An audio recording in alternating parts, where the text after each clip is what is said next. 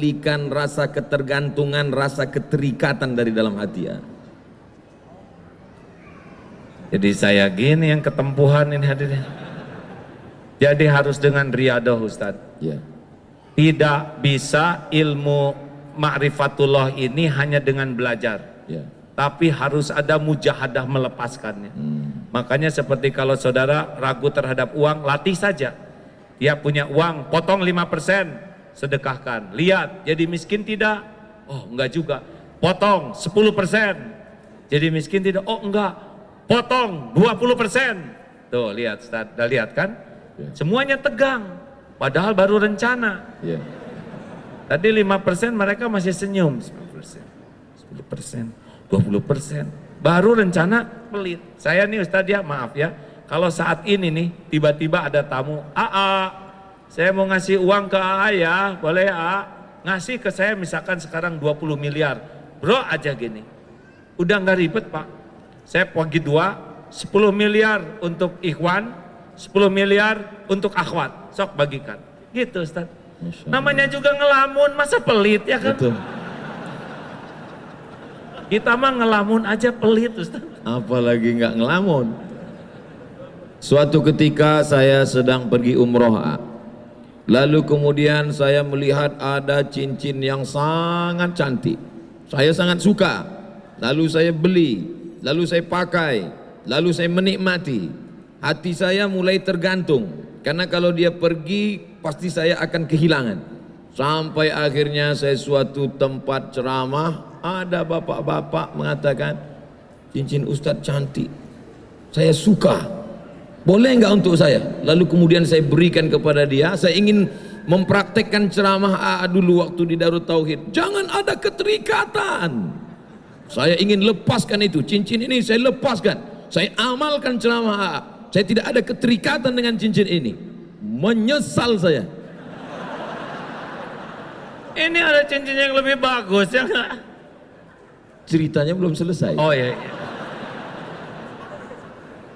Begitu saya berikan, saya menyesal dalam hati saya. Ini gara-gara mengamalkan ilmu game ini. Jangan ada keterikatan, lepaskan semuanya. Saya lepaskan satu cincin. 2 hari setelah itu saya ceramah di Makassar. Datang bupati, tidak boleh sebut nama, menjaga kode etik jurnalistik. Dia lepaskan cincin yang dia sayangi, yang lebih mahal yang dari saya punya. Inilah dia sekarang. Masya Allah, alhamdulillah, Allahu Akbar. Yakin kan? Memang ajaran ini luar biasa. Saya dulu dilatih guru saya begitu Pak. Pokoknya berikan, sekarang udah nggak riadoh lagi ya, saudara jangan ngarap-ngarap apa-apa ya. Makanya saya nggak begitu bawa apa-apa, takut diminta. Dulu sama Ustadz, punya cincin ada lafaz Allah, bagus kata guru, kasihkan. Sampai dulu sekali baju itu sampai tinggal 1 Ustadz, baju untuk ceramah. Nah malam minggu itu saya ingat ceramah di Jatinangor, jatuh karena ceramahnya di kampung. Tes, kedengaran Bu? Jelas?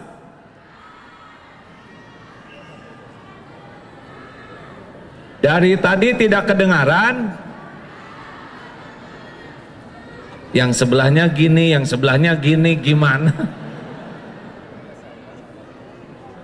Jelas sekarang? Ya memang hidup tidak mungkin memuaskan setiap orang. Nah hadirin, saya ingat tuh Ustadz, pada subuh, waktu itu saya masih tinggal dengan orang tua. Sedih karena pagi harus ceramah tapi baju tidak ada karena yang semalam kotor. Ya Allah, saya sudah berusaha ngamalkan perintah guru saya dan sekarang saya nggak punya baju ganti untuk ceramah. Masya Allah tuh pada subuh datang tuh tamu bawa baju batik 2 seperti ini safari. Belum pernah saya punya baju batik. Tolong pakai ini. Saya beli tapi kekecilan, mungkin dia cocok 2 sekaligus tuh. Alhamdulillah, Allah ilhamkan beli tapi dibikin kekecilan sehingga ngepasnya buat saya. Jadi benar-benar tidak akan pernah balasan dari Allah itu mengecewakan. Gimana kalau ketika memberi itu ada harapan dalam hati, mudah-mudahan Allah balas, Allah ganti, boleh nggak? Boleh, karena ngarap-ngarapnya dari Allah. Hanya levelnya belum level bagus. Kalau level yang paling bagus VVIP tanpa ada harapan sama sekali. Allah udah tahu kita berharap di hati kecil, ya. Allahu Akbar. Kan lintasan hati, wa huwa alimum bidatis sudur, wa asiru qaulakum awijharu bi innahu alimum bidatis sudur. Mau engkau rahasiakan kata-katamu, mau engkau keraskan seperti ini, sesungguhnya Allah tahu isi hati. Al-Mulk 13. Ya. Allahu Akbar. Sulitkah bagi Allah Subhanahu wa taala memberikan yang kita minta? Kenapa Allah tidak pernah mengabulkan semua keinginan kita? Apa rahasia di balik itu? Karena belum tentu baik yang kita inginkan. Wa asa an takrahu syai'a wa huwa khairul lakum wa asa an tuhibbu syai'a wa huwa syarrul lakum. Boleh jadi engkau tidak suka, padahal baik menurut Allah bagimu, dan boleh jadi engkau suka padahal buruk menurut Allah. Wallahu ya'lamu wa antum la ta'lamun. Jadi kekeliruan kita selalu menginginkan Allah ikut nafsu kita. Benar Ustaz.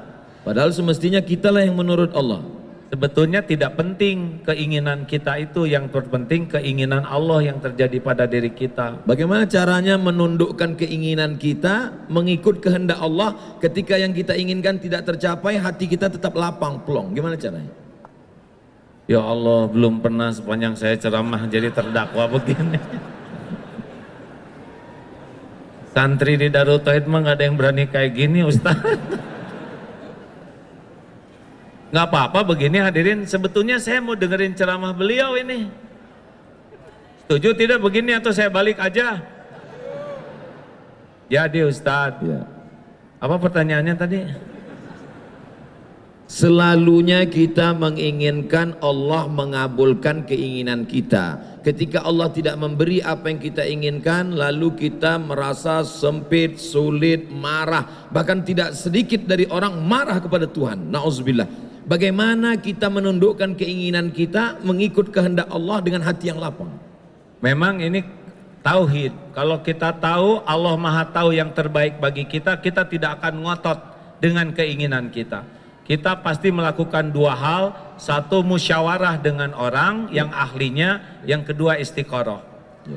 Tugas kita kan cuma 3. Meluruskan niat, menyempurnakan ikhtiar, dan pasrahkan kepada Allah. Kita ini hamba, tidak berhak mengatur Allah. Kita ini hanya melurus, tugas kita kan bukan menentukan sesuatu. Tugas kita tuh niatnya lurus, lillahi ta'ala, ikhtiarnya maksimal di jalan Allah. Dan yang ketiga, kalau baik silahkan, kalau tidak baik jangan. Mungkin praknya ini yang penting tuh Ustaz. Kalau orang tidak pakai prolog niat cara yang benar dan tawakal, pasti luka. Ini kan prinsip luka di hati itu kan karena melekat. Seperti perangko melekat di amplop, ketika dicopot robek dia. Nah, kemelekatan hati kita, lengketnya hati dengan sesuatu, itulah yang bikin kita banyak sakit hati. Karena melekat. Melekat, kayak pengen dipuji, orang tidak muji, sakit hati. Pengen dihormati, orang tidak menghormati, sakit hati. Gitu. Keinginan sumber penderitaan. Oh ya? Iya benar juga Ustaz. Ada lagunya itu. Coba Ustadz jelaskan lagu keinginan sumber penderitaan.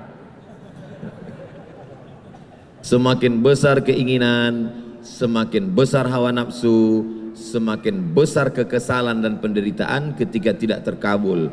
Karena kita sudah membuat suatu obsesi besar.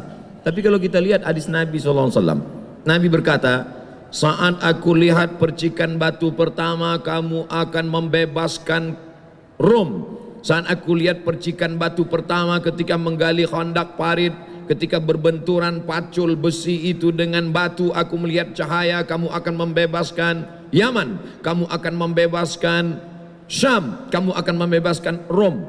Apa beda obsesi keinginan dengan cita-cita? Karena Nabi mengajarkan kita punya cita-cita tinggi. Ada dalilnya, ihris ala ma yanfa'uk wasta'in billah wala ta'zaz. Yang lanjutan dari Al-Mu'minul Qawi, ya, tahabbu ilallah minal mu'minin. Ya, al mu'minul qawi khairun wa ahabu ilallah minal mu'mini dhaif wa fi kullin khairun.